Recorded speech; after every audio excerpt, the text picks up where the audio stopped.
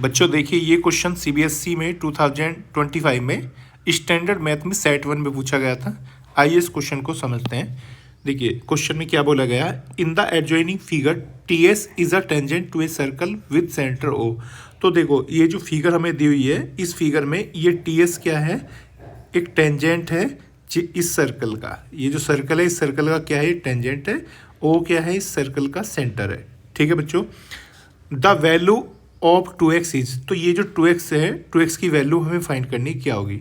तो देखिए बच्चों, आपको एक कंसेप्ट आपको याद रखना है, सर्कल में टेंजेंट और रेडियस, इन दोनों के बीच में जो एंगल बनता है वो 90 डिग्री का बनता है हमेशा। तो यहाँ पर जो ये एंगल बना हुआ है, ये कितने डिग्री का होगा, 90 डिग्री का। Tangent is always perpendicular to radius, तो हम यहाँ पर ये एंगल क्या लिख सकते हैं, 90 डिग्री। ठीक है, एंगल एस कितने डिग्री का है, ये 90 डिग्री का, क्योंकि रेडियस की और टेंजेंट के बीच में हमेशा 90 डिग्री का एंगल होता है।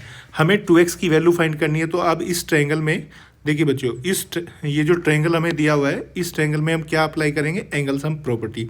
तो इन तीनों एंगल का सम क्या होगा, 180 डिग्री के इक्वल होगा। ठीक है, तो हम यहाँ पर क्या लिख सकते हैं, देखिए since tangent is always perpendicular to radius, जो टेंजेंट होता है वो क्या होता है, परपेंडिकुलर टू रेडियस होता है।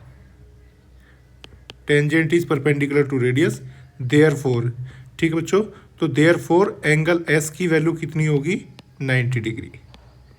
ठीक है, तो हम यहाँ पर एंगल सम प्रॉपर्टी अप्लाई करेंगे।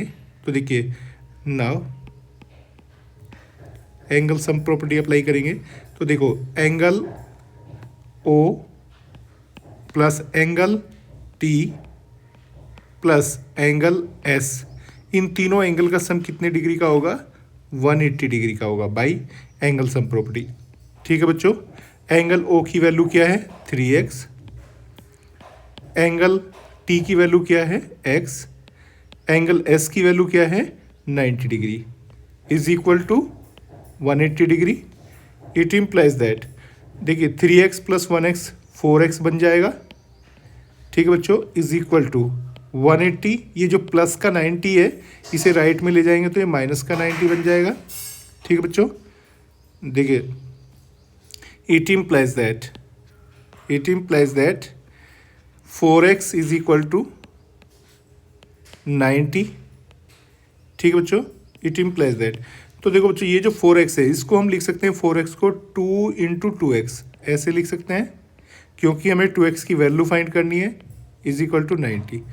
ठीक है बच्चों, तो हमने देखिए 4x को 2 इंटू 2x में ब्रेक कर लिया है, क्योंकि हमें 2x की वैल्यू चाहिए। अब इस 2 को कहाँ पे पहुँचाएंगे, राइट में।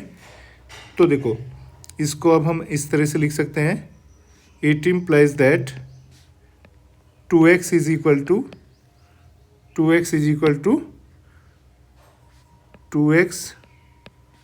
टू 90/2। ठीक है बच्चों, 2 से डिवाइड करेंगे तो ये कितना आ जाएगा, 45। ठीक है, तो हम क्या कह सकते हैं, देखिए बच्चों it implies that 2x is equal to 45 degree. तो 2x की वैल्यू हमारी कितनी आ जाएगी, 45 डिग्री। तो कौन सा ऑप्शन करेक्ट होगा, ऑप्शन नंबर बी।